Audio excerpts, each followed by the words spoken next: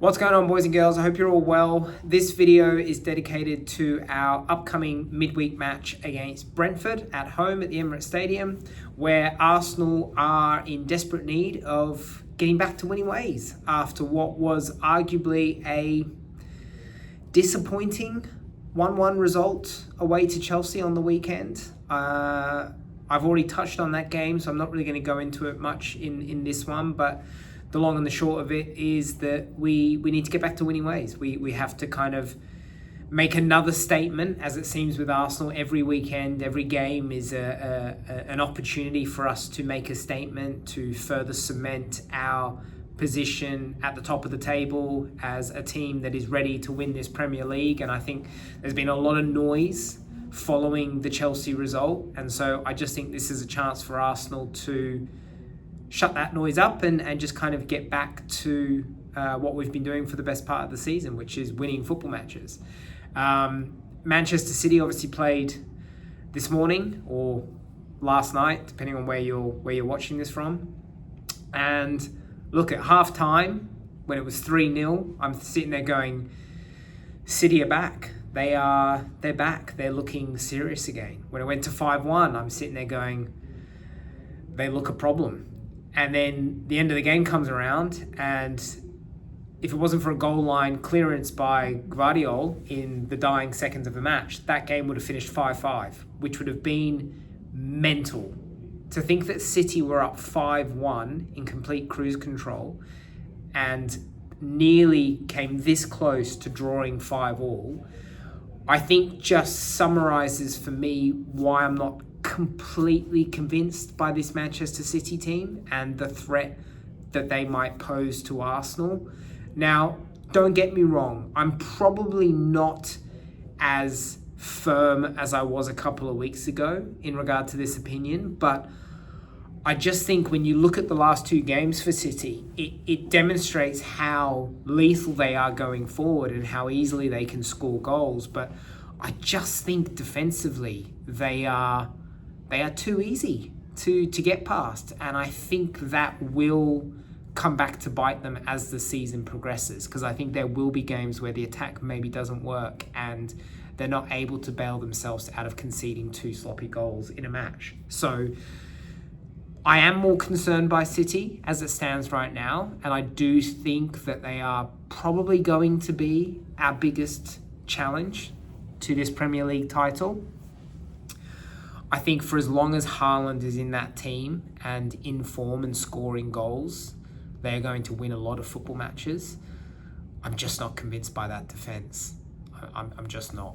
So it was ultimately a good result for them. It puts them within 2 points of us, which is the closest really anyone's been for a while. So I think that just puts even more pressure on this game against Brentford tomorrow morning. And I actually think the Man City result, if anything, will probably do the Arsenal players a favour.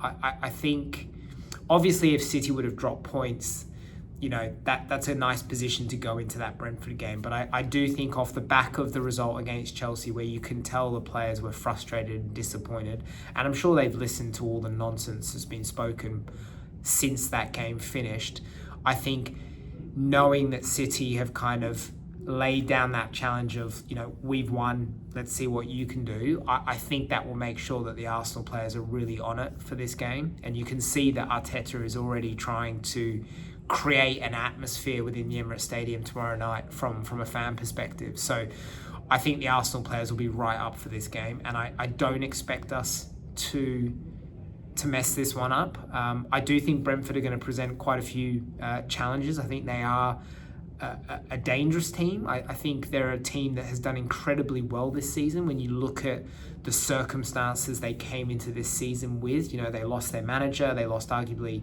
their two best players, they lost their captain. So the writing was on the wall for them before the season started. And so to see where they are at and to see how well they've done, I think is a testament to the coach and to the staff and to the players. And look, they're going to be dangerous. They're very strong from a set piece point of view.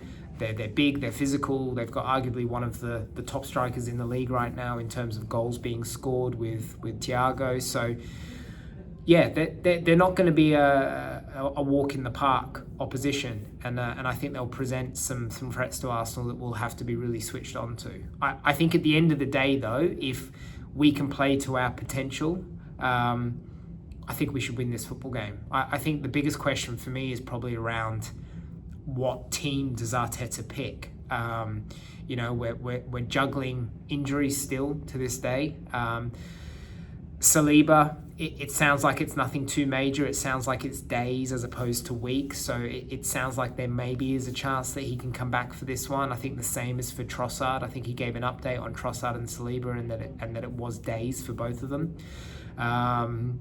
It's good to see the likes of Odegaard, Madueke, Gyökeres, Martinelli, Jesus coming back into the team after being out for some time. So from an attacking point of view, our options are definitely increasing, which is brilliant.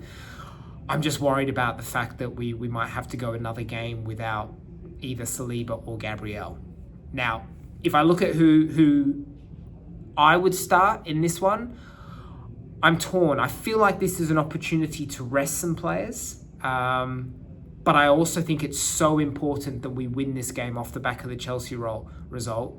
And I also think it's important that we get back to winning ways prior to a very difficult away game to Villa on the weekend. So I'm really torn about what to do. But if I had to pick the starting 11 for this one, it would be Raya in goal.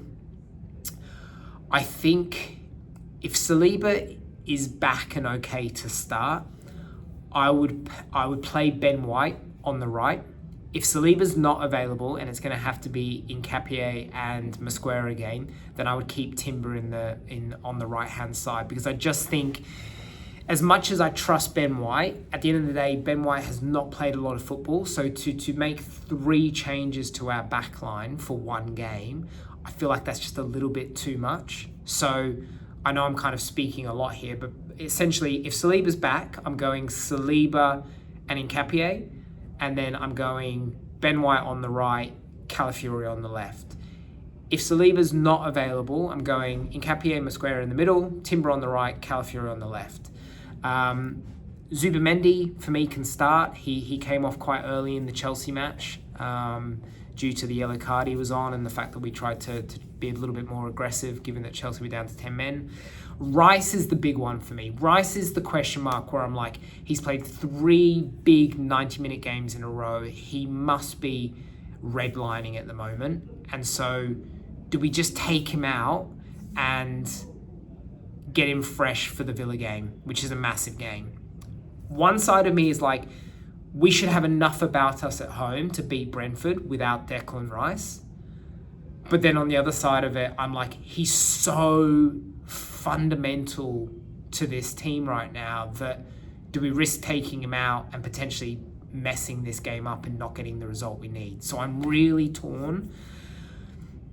I think I would play Rice with the mindset of, if we get into a comfortable position after 55, 60 minutes, take him off and at least give him 30 minutes break. I think play him in this match, play him against Villa, and then give him a rest for Bruges and Wolves at home. So I'm going Zubimendi, Rice. I think this is an opportunity for Odegaard to start. So I'd probably put Odegaard in the 10. And then I would probably look at shifting Eze to the left. Unless Trossard is back. If Trossard's back, then I'd probably start Trossard and give Eze a rest. He's played a lot of football with Odegaard being out, and so I think that could be an option. On the right-hand side, again, there's parts of me that wants to give Saka a rest and bring in a Madueke. But I just don't know. I just don't know. Like, no game is easy in the Premier League, and I just don't think we can afford to get too comfortable with this one. So my mindset is probably similar to Rice, which is like, maybe start Saka, try and put Brentford away in the first half, and then maybe make some substitutions in the second half and give players a rest that way. So look, at the end of the day, whether it's Madueke or Saka, I think we should have enough. It'd be nice to see Madueke get a chance, but if you have to put a gun to my head, I'm probably starting Saka. And then up front, I think Gyökeres should be given the chance to start. I think Marino's played a lot of football. I think he's done well overall, but ultimately we need a striker in that position. And I think Gyökeres, we bought him to play these types of games and to score goals in these types of games. So that would be my starting 11. It's just a massive game. I think this season, every game is going to be massive. I think that's how it is when you're trying to win the Premier League. You can't afford to slip up.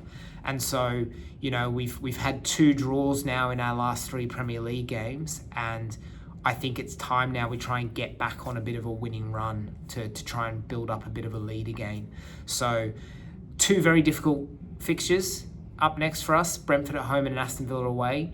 If we can get through both of those with 6 points, I'd be feeling very, very good about things. But I think football proves how quickly things can change. So if we were to muck up today and only be in a 2-point lead going into the weekend against City, we've got an incredibly difficult away game to Aston Villa, whereby if we were to, heaven forbid, stuff that up, all of a sudden we could be looking at a position where we're not even in first place anymore come the end of the weekend. So very big couple of games coming up.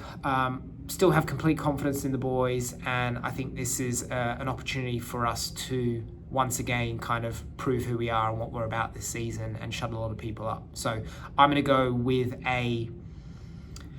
if it's Mosquera and Nkapie, I'm going to go with a 3-1 win. If it's Saliba in that central defence, I'm going to go with a 2-0 win to Arsenal.